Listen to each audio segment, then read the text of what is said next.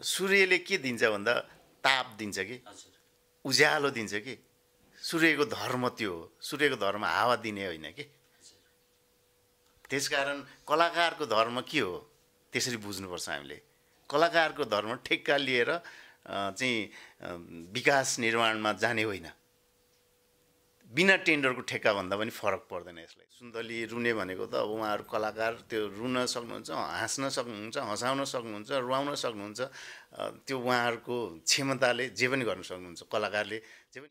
एक प्रकारले दुर्भाग्य नै हो हामी आम नेपालीको लागि कृषि विश्वविद्यालयको माटोमा कङ्क्रिट निर्माण गरेर त्यो एउटा केही राजनीतिक स्वार्थहरू हुन सक्लान् अथवा राजनीतिक स्वार्थले प्रेरित भएर त्यो चाहिँ एक प्रकारको षड्यन्त्र। हामी मान्छेहरूमा ध्रुव सुन्दली रोएको संवेदना देखेर आकर्षित भएर त्यो वृद्ध वृद्धा अथवा सानो बच्चाहरूले चन्दा दिएको चाहिँ त्यो रङ्गशाला निर्माणको लागि होइन, त्यो धुर्मुसको कलाकारिताको आकर्षणलाई प्रभाव भएर त्यसरी दिए। विकल्पको कुरा गर्ने हो भने कसैले भोलि टुँडिखेलको सट्टा भर्ना चाहिँ अर्को एउटा कुनै जिल्लामा दिन्छु, टुँडिखेलमा म चाहिँ यो विषयमा चाहिँ एउटा रङ्गशाला निर्माण गर्छु भनेर हुन्छ र भनेको? टुँडिखेलको विकल्प हुनै सक्दैन। अथवा कृषि क्याम्पसको विकल्प त्यही मात्राको लागि अरू बाँझा जमिनहरू पनि खोज्न सकिन्थ्यो, चौरोहरू खोज्न सकिन्थ्यो, अथवा जङ्गलमा रुख नभएका ठाउँहरूमा जङ्गललाई पनि प्रयोग गर्न सकिन्थ्यो। त्यसरी त्यो कृषि विश्वविद्यालयको घाँस उत्पादन क्षेत्र, चरण क्षेत्रलाई उपयोग गरेर रङ्गशाला बनाउनु चाहिँ उचित थिएन र त्यो गलत नियतले चालिएको कदम हो। आदरणीय दर्शकहरू, आज हामी यहाँका बीचमा एउटा यस्ता व्यक्तित्वलाई उपस्थित गराएका छौँ। उहाँ हाम्रो फ्रेममा हुनुहुन्छ। तपाईहरू धेरैले त चिन्नुभएको होला, तर नयाँ दर्शकहरू कतिले चिन्नु पनि भएको छैन होला।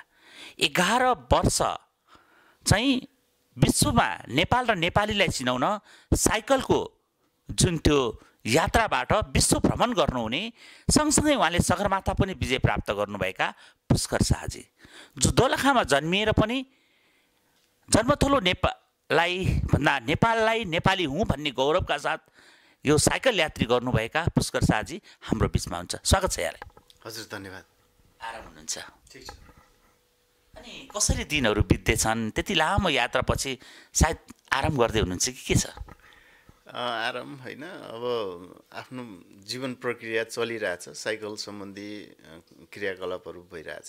के गर्नुहुन्छ हिजो आज? हामी चाहिँ साइकल मैत्री सहरहरू हुनुपर्छ भनेर साइकल आन्दोलनमा छौँ। भनेपछि अहिले जस्तो एउटा शनिबारको दिन आयो भने धेरै साइकल यात्रीहरूले वरिपरका काठमाडौँभित्रका पनि धेरै दृश्यावलोकनको लागि हिँड्नुहुन्छ होइन? त्यस्तो पनि तपाईँहरूकै यात्रा हो? पछिल्लो समय युवा पुस्ताहरूमा अथवा आम मान्छेहरूमा चाहिँ स्वस्थ रहनुपर्छ भन्ने चेतना बिस्तारै बढ्दै गइराखेको छ र त्यही अनुरूप चाहिँ मान्छेहरू साइकलबाट चाहिँ घुम्न निस्कने प्रचलन बढिराखेको छ। जस्तो काठमाडौँ उपत्यकाको पनि ललितपुर महानगरपालिकाले साइकल मैत्री बाटो पनि निर्माण गर्यो होइन? त नाम मात्रको बाटो, तर त्यहाँ त गाडी रोकिन्छ, यसो हेर्दा टाँसिएका छ, साइकल देखाइन्छ। अनि त्यस्तो चाहिँ के भइरह्यो होला? यसो तपाईँहरू पनि लाग्नु भएको छ नि? त्यो हाम्रै पहलमा, साइकल यात्रीहरूकै पहलमा चाहिँ नगरपालिकाले एउटा हामीसँग सहकार्य गरेको हो। साइकल लेनहरू बनाउनु पर्छ भनेर ललितपुर महानगरपालिका अहिले एउटा लागिराखेको छ। अब हामी कहाँ चाहिँ भर्खरै साइकल लेन भनेर 2-4 महिना अगाडि मात्रै देख्यौँ कि, त्यही भएर चाहिँ मान्छेहरूलाई त्यो साइकल लेन हो, यो हरियो रङ लागेको ठाउँमा हामीले पार्किङ गर्नु हुँदैन, गाडी त्यहाँमाथि कुदाउनु हुँदैन भन्ने चेतनाको विकास हुन अथवा नियम बनाउन केही समय लाग्छ। यो नियमनकारी निकायले पनि ध्यान दियो भने भोलिका दिन सुन्दर रूपमा साइकल पनि सँगै कुदेको देख्न पाउँछौँ। अवश्य पनि अब सरकारले, स्थानीय सरकारले चाह्यो भने त्यो सम्भव छ। जस्तो त्रिभुवन अन्तर्राष्ट्रिय विमानस्थलको भागमा पनि साइकल लेन भनेर बनेको छ होइन? कस्तो यो अब चाहिँ कस्तो किसिमको यो साइकल लेन चाहिँ त्यसको अलिकति फेरि त बताइदिनुहोस् न।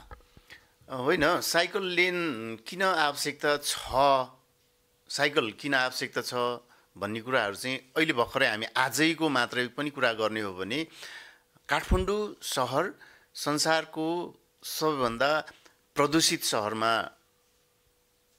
घोषणा भएको छ आजैकै कुरा गर्नुहुन्छ भने। त्यसकारण सहरलाई स्वस्थ राख्न, सहरलाई कार्बन डाइअक्साइडबाट कमभन्दा कम मुक्त गराउनको लागि चाहिँ साइकलको आवश्यकता छ। जस्तो काठमाडौँको कुरा गर्ने हो भने काठमाडौँ चाहिँ एउटा कचौरा जस्तै छ कि यो पहाडले घेरिएको र काठमाडौँ उपत्यकामा उत्पादन भएको कार्बन डाइअक्साइड चाहिँ यहाँको ओजन तहभन्दा बाहिर सजिलै निस्कन सक्दैन र यहीको ओजन तहमा बसिराखेको हुन्छ। त्यसकारण त्यो एकदमै प्रष्टसँग पखालिन नष्ट हुनको लागि चाहिँ असार साउन भदौ मात्रै 3 महिनामा मात्रै अलिकति सफा हुन्छ यहाँको। अरू 9 महिना चाहिँ सजिलैसँग यहाँको कार्बन डाइअक्साइड हामीले नै जबरजस्ती भनौँ न खपत गर्नु परिरहेको हुन्छ। त्यही भएर चाहिँ काठमाडौँ चाहिँ अब अहिले चाहिँ संसारकै सबभन्दा प्रदूषित सहरमा आइरहेछ। जस्तो भनाइ नै छ नि काठमाडौँमा बिहानको मर्निङ वाक निक्लिनु भनेको रोगको भारी बोकेर आउनु हो होइन, किनभने रातभरिको झन् जम्मा भएर झन् बसिरहेको हुन्छ। भनेपछि साइकल मैत्री साँच्चै नै महत्त्वपूर्ण छ। साइकल चाहिँ हाम्रो जीवनमा 3टा कुराहरू प्रभाव पार्छ। पहिलो कुरो चाहिँ तपाईँको स्वास्थ्य भन्छौँ नि, हामी स्वस्थ रहनको लागि साइकल कुदाउनु पर्छ। जस्तो प्याडलिङ गर्छौँ हामी, घर स्कुल, घर कलेज, घर बजार अथवा घर पार्कमा साइक्लिङ गऱ्यौँ भने दिनमा 10, 15, 20 किलोमिटर प्याडलिङ गर्छौँ। प्याडलिङ गर्दाखेरि हाम्रो पैतालादेखि शिरसम्म चाहिँ त्यो नसाहरू चाहिँ तन्दुरुस्त रहन्छन् र हामीलाई हेल्थ क्लबहरू गइरहनु पर्दैन। अर्को कुरा आर्थिक हुन्छ। जस्तो साइकल कुदाउने हो भने तपाईँलाई दिनमा 1 लिटर पेट्रोल चाहिँदैन। 1 लिटर पेट्रोल नचाहिनु भनेको तपाईँलाई अहिलेको हिसाबमा 120 रुपियाँ चाहिँदैन। 120 रुपियाँ बचत हुन्छ। त्यो 120 रुपियाँ बचत हुनु भनेको महिनामा 3600 रुपियाँ बचत हुन्छ।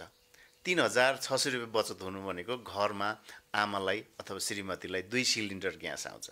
आर्थिक हिसाबले 1 लिटर पेट्रोल बराबर निस्कने कार्बन डाइअक्साइडलाई खपत गर्न 5 देखि 6 वटा रुख चाहिन्छ।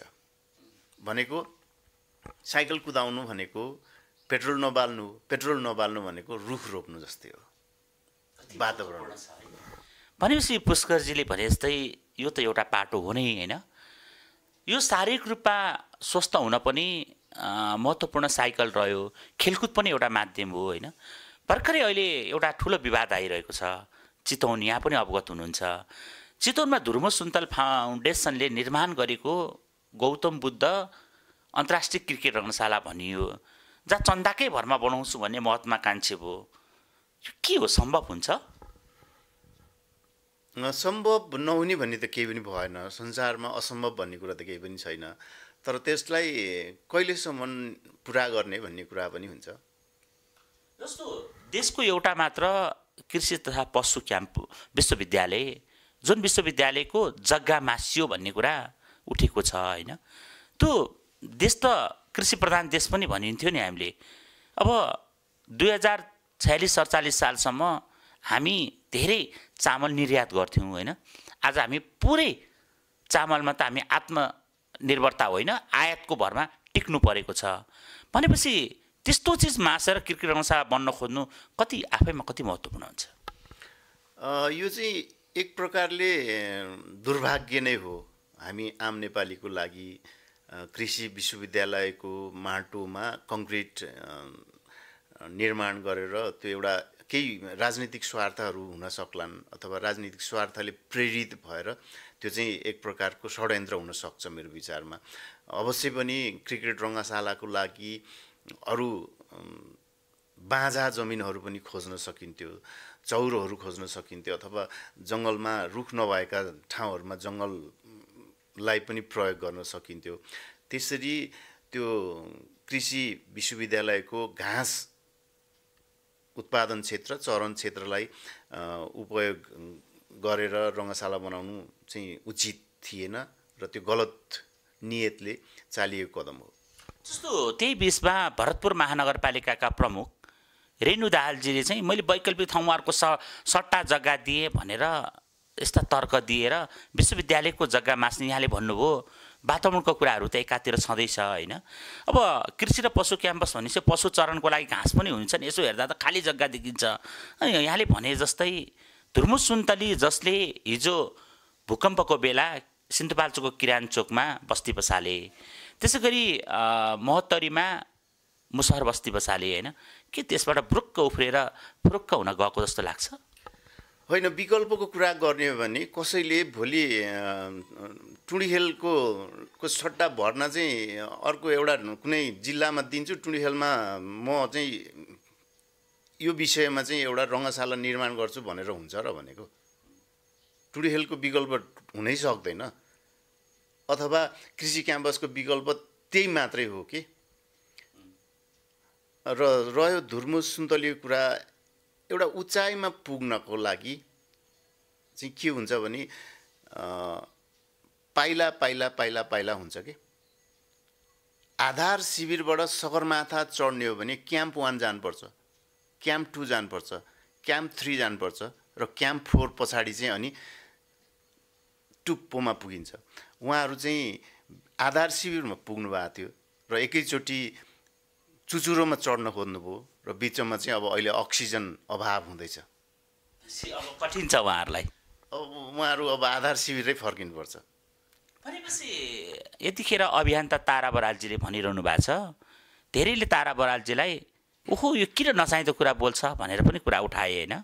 पुष्कर शाहजीले पनि केही कुरा उठाउँदा यो पुष्कर शाहले किन बढी टाउको दुखाएका भन्नेहरू पनि देखिए। तर यहाँले भने जस्तै त्यसकै एकमात्र कृषि र पशु विश्वविद्यालय, जुन विश्वविद्यालयले बच्नको लागि त धेरै सङ्घर्ष गर्नुपर्छ, सुरुमै हातखुट्टा काटे जस्तो लाग्दैन र? अवश्य पनि। जस्तो त्यहाँनिर किन गलत नियत छ भनेर चाहिँ एकदमै स्पष्ट देखिन्छ। त्यहाँनिर हामीले आम मान्छे, नजाने मान्छेहरूले चाहिँ फोटो हेर्न सक्नुहुन्छ। जुन अहिले निर्माण भइराखेको क्रिकेट रङ्गशाला नजिकै अर्को क्रिकेट रङ्गशाला छ, जुन चाहिँ 10 बिघा जमिन चाहिँ प्रयोग भइरहेछ। हामीले असल नियत हुन्थ्यो भने त्यही रङ्गशालालाई चाहिँ ठड्याउन सक्थ्यौँ कि। जसले पनि हेर्न सक्छ, त्यहाँ गएर पनि हेर्न सक्छ, फोटोमा पनि हेर्न सकिन्छ। त्यहाँ त्यो रङ्गशाला कहिले निर्माण भएको चाहिँ थाहा छैन, तर त्यतिकै अहिलेसम्म त्यहाँ एउटा बल हानिएको छैन, त्यो ब्याटले भुइँ छोएको छैन भने पछाडि अब त्यो अर्को तीसँगै अर्को रङ्गशालाको आवश्यकता के भयो कि, किन भयो भनेर त आम मान्छेले प्रष्ट बुझ्न सक्छ नि। जस्तो काठमाडौँकै पनि कागेश्वरी मनोरा नगरपालिकाको मूलपानीमा अन्तर्राष्ट्रिय स्तरको रङ्गशाला बन्यो 2-2वटा होइन, तर प्रयोगविहीन अवस्थामा छ, जहाँ 90% निर्माण सम्पन्न भएको छ। अब चितवन जान सक्ने धुर्मु सुन्तलीले यसो सानो ध्यान दिएको भए यो रङ्गशाला सञ्चालनमा हुन्थ्यो। जस्तो यहाँले भने चाहिँ चितवनमा रङ्गशाला हुँदाहुँदै त्यो भयो होइन। त्यो जस्तो नेपाल क्रिकेट सङ्घ क्यानले चाहिँ त्रिभुवन विश्वविद्यालय नै जहिले ताक्छ क्या। अहिले पनि कृषि तथा पशु विश्वविद्यालयको जग्गा त त्रिभुवन विश्वविद्यालयकै नाममा छ, घोषणा भयो विश्वविद्यालय, तर त्रिभुवन विश्वविद्यालयकै उसमा छ। कीर्तिपुरमा पनि विश्वविद्यालयकै ठाउँ ताकिरहेको हुन्छ होइन। किन यति धेरै विश्वविद्यालयतिर गयो होला? कस्तो लाग्छ? यहाँ एउटा युवा पनि हुनुहुन्छ। होइन, त्यो राजनीतिक प्रेरित अथवा केही स्वार्थहरू लुकेको हुनसक्छ यी कुराहरूमा। जस्तो मूलपानीकै कुरा गर्नुभयो यहाँले। मूलपानीमा अहिले 10 वर्ष भयो त्यहाँ चाहिँ गाई भैँसीहरू चरिरहेको देख्न सकिन्छ हामी हेर्न गयो भने। भनेपछि ध्यान नपुगेकै हो। कसको? धुर्मु सुन्तलीको अथवा सुन्तली वा राज्य? दुवै पक्षको। जस्तो एउटा कुरा चाहिँ के लाग्छ भने सूर्यले के दिन्छ भन्दा ताप दिन्छ कि उज्यालो दिन्छ कि। सूर्यको धर्म त्यो हो। सूर्यको धर्म हावा दिने होइन कि। त्यसकारण कलाकारको धर्म के हो त्यसरी बुझ्नुपर्छ हामीले। कलाकारको धर्म ठेक्का लिएर चाहिँ विकास निर्माणमा जाने होइन। बिना टेन्डरको ठेक्का भन्दा पनि फरक पर्दैन यसलाई त। होइन अहिले त एउटा नयाँ कुरा के भने रेणुजीले बोलिरहँदा मेयर साहबले अर्को कुरा पनि खोल्नुभयो कि अचम्मको कुरा। उहाँले के भन्नुभयो भने मैले सट्टा भएर जग्गा दिएँ अनि महानगरपालिका तर्फबाट 10 करोड रुपियाँ पैसा पनि दिइसकेँ भनेपछि त धुर्मु सुन्तले किन रोएर चिच्चाएर रुँदै आँसुको बलिन्द धारापछि यहाँले भने जस्तो कलाकारिता चाहिँ कतै रहसाको ठेकेदारमा बन्न पो लाग्यो कि के हो यो? होला त्यो अब महानगरपालिकाबाट भरतपुरले केही गरेको हुनसक्छ, पैसा दिएको हुनसक्छ, त्यो जग्गालाई सट्टा भर्न गरेको हुनसक्छ, त्यो फरक पाटो हो। तर अब यो धुर्मु सुन्तली रुने भनेको त अब उहाँहरू कलाकार, त्यो रुन सक्नुहुन्छ, हाँस्न सक्नुहुन्छ, हँसाउन सक्नुहुन्छ, रुवाउन सक्नुहुन्छ, त्यो उहाँहरूको क्षमताले जे पनि गर्न सक्नुहुन्छ, कलाकारले जे पनि गर्छ नि। जस्तो यहाँले त विश्व साइकलकै भरमा यात्रा गर्नुभयो, विश्वका सबै देशमा बसेका नेपालीहरूसँग यहाँको एकपटक भेट पनि भयो होला होइन? जस्तो 60 डिग्री सेल्सियसमा बसेर काम गर्ने ती चाहिँ खाडीका मुलुकमा बस्ने नेपाली हुन्, चाहे पत्रिका ओढेर अमेरिकाको वर्ल्ड ब्याङ्कको अगाडि सुत्ने नेपाली हुन्, वा स्विजरल्यान्डका ब्याङ्कहरूदेखि सबै सडकहरूमा सुत्ने नेपाली हुन्, अथवा गार्डनमा गएर रातभरि दिनभरि त्यहीँ बसेर बस्नुपर्ने नेपाली हुन्, त्यो सबैलाई देख्नु भएको छ। उनले घाँस कटाएर पठाएको पैसा यति धेरै दुरुपयोग हुनु ठिक हो?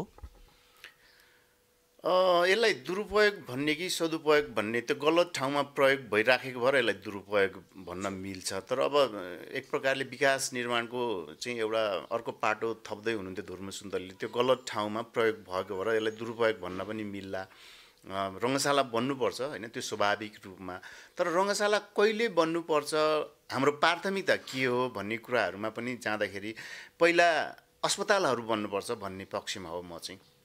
किनभने क्रिकेट खेल्न नपाएर, क्रिकेटको त्यो गेडा भन्छ नि, भकुन्डो हान्न नपाएर मान्छे मर्या छैन कि, अस्पताल सिटामोल नभएर मान्छे मर्या छ। त्यसकारण पहिला हाम्रो प्राथमिकता देशको हैसियत के हो भन्ने कुराहरूमा जाँदा ठिक हुन्छ।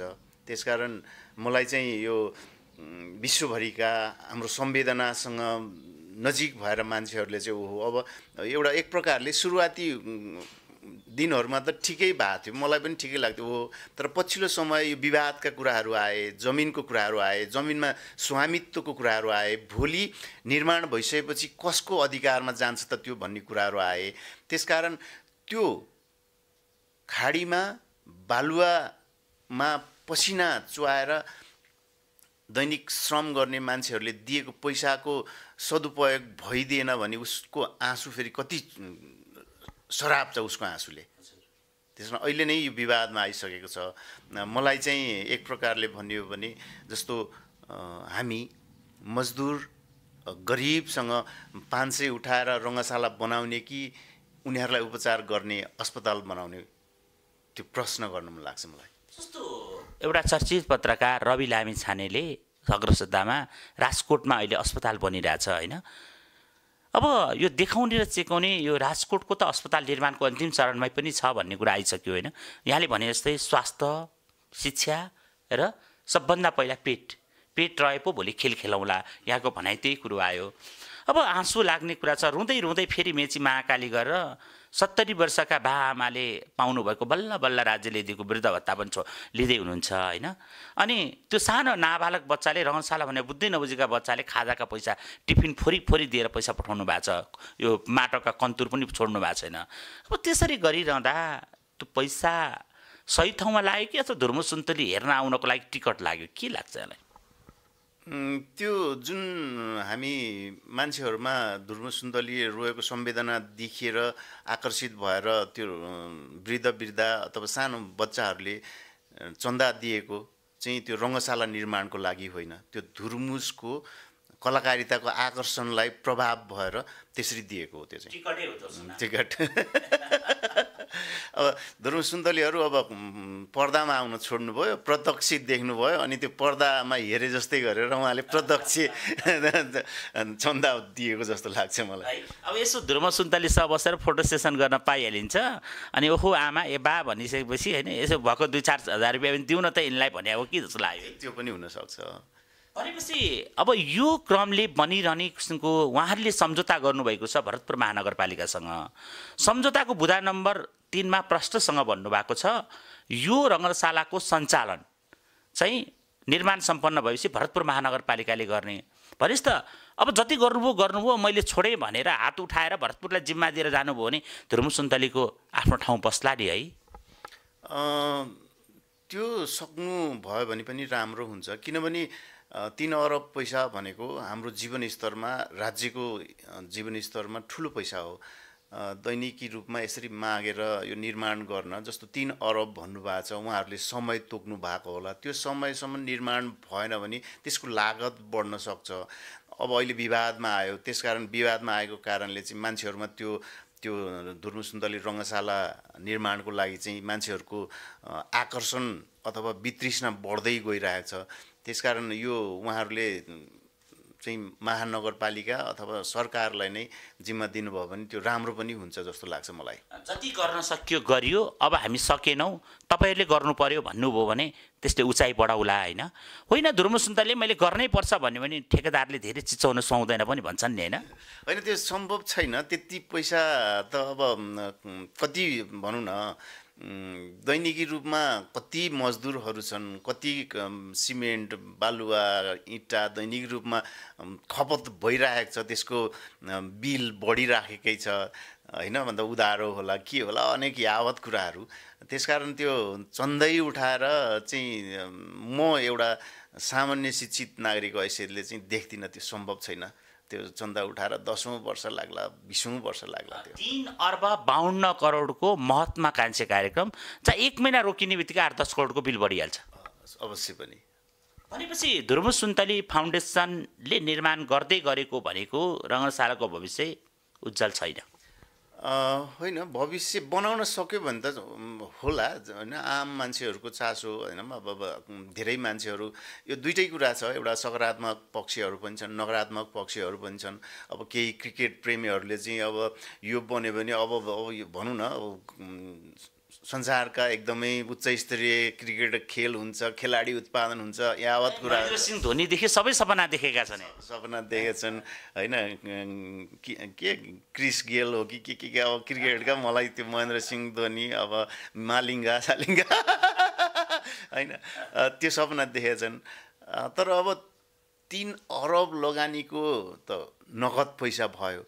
त्यो जमिनको स्वामित्व, जमिनको मूल्याङ्कन खोइ फोगटे होइन। अनि त्यस पछाडि वर्षमा कतिवटा खेल खेलाएर चाहिँ त्यो पैसा उठ्छ अथवा त्यसको लागत उठ्छ, त्यो म अहिले भन्न सक्दिनँ। त्यो चाहिँ एउटा अचम्म लाग्दो कुरा के, अलिकति मैले पनि नबुझेको, यहाँसँग भएको बेलामा अलिकति जिज्ञासा पनि रह्यो क्या। कस्तो भने क्रिकेट रङ्गशाला हुँदैमा अन्तर्राष्ट्रिय गेम हुने होइन, नेपालको स्तर पनि त्यही अनुसार जानु पर्यो क्या। अनि पो त्यो मैत्रीपूर्ण गेम होला, अरू होला, केही होला होइन। नेपाल माथि पुगेको आज यहाँले भने जस्तो आधार सगरमाथाको चुच्चोमा पुगिसकेको, वर्ल्ड कप खेलिसकेको टिम आज फेरि आदर्श शिविर झरेको छ क्या। अब नेपालको क्रिकेटको भविष्य के हुने नै ठेगान छैन। क्यानले आज निलम्बन भएको लामो समयपछि तदर्थ समिति बनाएको छ, त्यसले के गर्छ थाहा छैन होइन। तर यस्तो महत्त्वाकांक्षी योजना बनाएर सपना बाँडेर, कतै तारा बरालजीले भने जस्तै कृषि तथा पशु क्याम्पसलाई तस नस बनाइयो भने हामी बढी अझ परनिर्भरतातिर धक्कन खोजेको हो जस्तो लाग्छ। त्यो हुनसक्छ, किनभने राजनीतिक प्रेरित भएर त्यो कृषि विश्वविद्यालयलाई चाहिँ ध्वस्त बनाउने र त्यहाँका जमिनहरू, जस्तो केही कुराहरू के भइरहेछ भने त्यो जमिन 10 बिघा पहिला नै त्यहाँ अर्को एउटा रङ्गशालाले ओगटिसकेको छ, फेरि अहिले 20 बिघा फेरि अर्को रङ्गशालाले ओगटिदियो। त्यहाँनिर फेरि केही मन्दिर र गुम्बाहरूले पनि जमिन ओगट्दैछ। अनि त्यसरी त्यो विश्वविद्यालयलाई चाहिँ एउटा ग्राउन्ड जिरोमा सङ्ग्रहालय बनाउने भनेर अझ 20 बिघा जमिन पनि ताक्दैछन्। अनि ग्राउन्ड जिरोमा ल्याइदिन्छ, विश्वविद्यालय ध्वस्त भयो। अनि एउटा के हुन्छ भने चामलको लागि अथवा कृषिसँग उत्पादित हुने विज्ञहरू चाहिँ अब उत्पादन हुँदैनन् होइन। जस्तो जेटिएहरू अथवा यावत कुराहरू, ती उत्पादन हुँदैन। उत्पादन नभइसकेपछि कृषि राम्रो उत्पादन हुँदैन। त्यस पछाडि खानेकुराहरू भनौँ न, हरेक कुराहरू चाहिँ परनिर्भरतामा चाहिँ भूभाग चाहिँ छ, सोडानको हालत हुन्छ, खाने के भन्ने हामीलाई अनुमानै हुँदैन। खालि किनेर खानुपर्छ भन्ने चाहिँ हुन्छ, तर आफूले उत्पादन गरेर खानुपर्छ भन्ने चाहिँ ज्ञान हुन्न। एकदमै महत्त्वपूर्ण विषयमा कुराकानी भयो। मैले सोध्न बिर्सेँ र यहाँले भन्न चाहेको कुरा केही छ भने भनिदिनुहोस् न। लगभग भयो होला, त्यस्तो केही पनि छैन। धन्यवाद।